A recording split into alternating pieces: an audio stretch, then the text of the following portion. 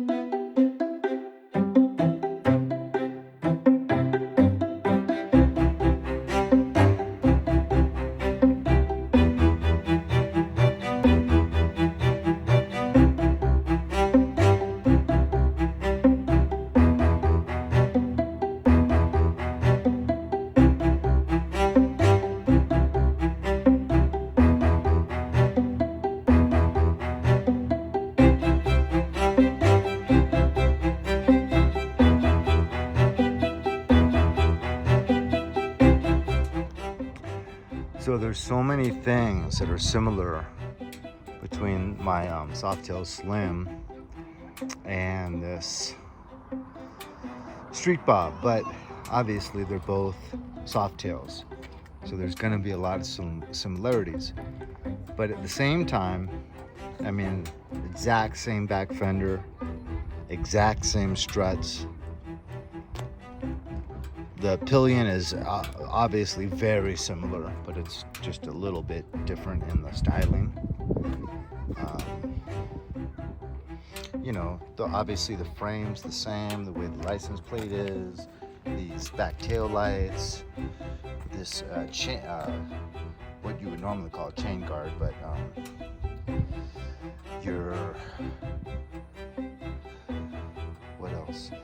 basically ergonomics for your passenger, even the ergonomics for the driver are different. I mean, you're still on the stock seat, really the same, down deep in the bike, but this has mid controls. I really like how they put some highlights of chrome on the engine.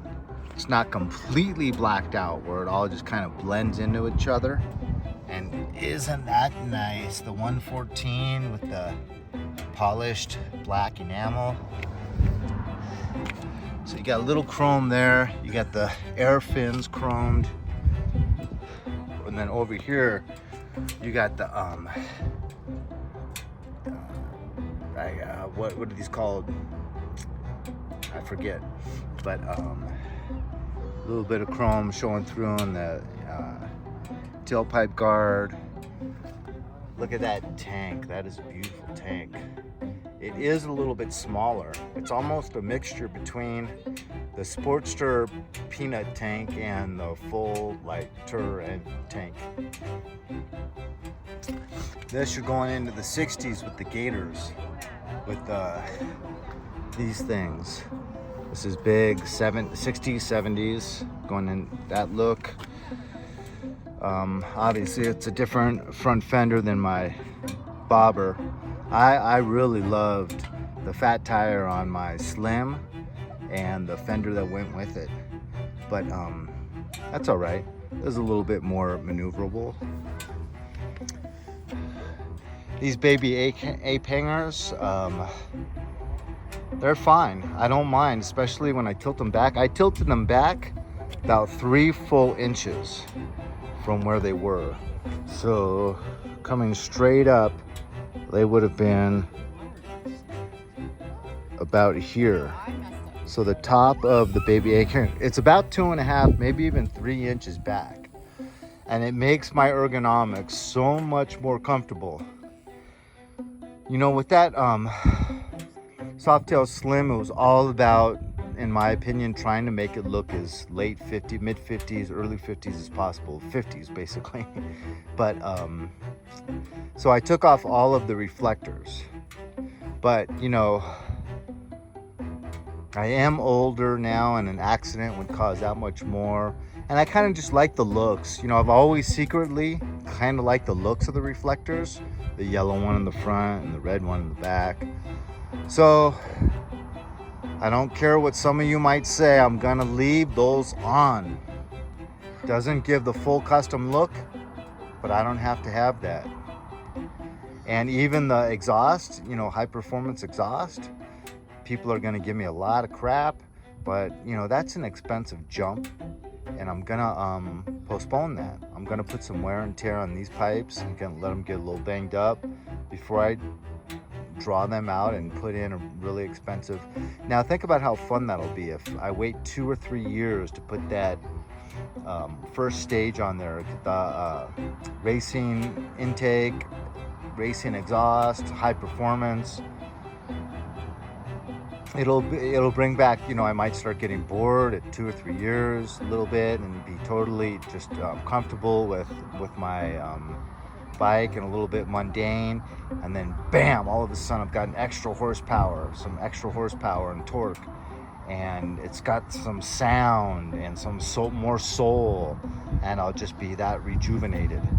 So I think it's a good looking bike. I wasn't into this color. I went in to buy a 2019 used one, and it was the fully blacked out with the side of the tank in orange, and it's a pretty good looking color scheme. And this one was thrust upon me because he said I could get this cheaper because he could get me lower interest rates on the brand new one. So to get a brand new motorcycle for cheaper than a bike that's 4 years old with 4,900 miles, I figured I would go with this. And it is fun to look forward on all the little changes that I'm going to be able to make over time. So this guy, he had the old school hand grips, which I've got, and I'm going to have put on at the 1,000 mile tune-up. And he had one of those no pad sissy bars. So he had a tall sissy bar you know, like a good 4 feet. And that's the kind I want, because that'll really be able to really hold a big bag on there with a lot of luggage for traveling. So it's fun. I want to get that Memphis Shades fairing. I want to get that Sissy bar. 1,000 Mile tune-up. I'll get the old school hand grips put on. Yeah, and there's a lot of other little things I'm thinking about, but they're not worth mentioning now because I don't know where I'm going to be going with it. Anyways, that's that. Loving it. Out here in Sedona. Beautiful, beautiful Sedona.